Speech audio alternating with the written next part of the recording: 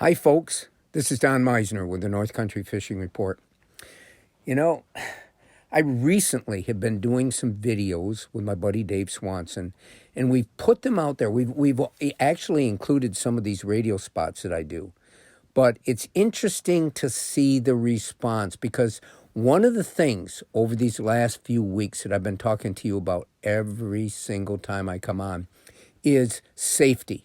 You know, and we can take it for granted. Every single person seems to do that to some degree or another. But in talking about safety, we had a person that got back to us, wrote us a long email, letter about what his experience was. And I talked about when you drill the hole and taking spuds and your spikes and tapping the ice to see the safety. Well, he's talking about fishing a reservoir. And this guy comes from New York State, so it isn't from some other area. But he said he went to one of the reservoirs that he fished, and he did all the safe things, and he drilled the hole, and he figured, based on the reservoir and based on his open water experience, that he was in about 20 feet of water.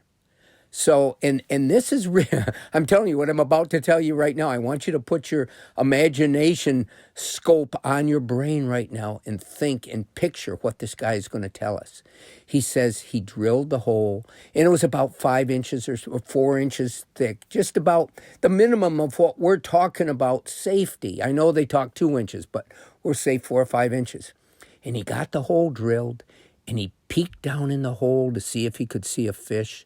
And guess what he saw? He saw 20 foot of drop, 20 foot of air. And just imagine what could happen. Now, here's what did happen. Because it was a reservoir, because reservoir waters are controlled by dams. And so sometimes that reservoir will be full like a lake. And other times if they let water out, then it could be down. And you wouldn't know it if it's covered with ice.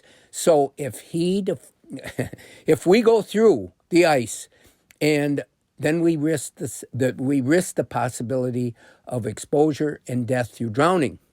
If he'd have gone through that ice, he'd have dropped all those feet to probably a broken neck. So I would have never even imagined anything like this. But it's worth noting. And I guess the general lesson is that as much as we think we're prepared, it never hurts to be as informed as possible about all the conditions, both above the water and below. Until next time, folks, this is Don Meissner with the North Country Fishing Report.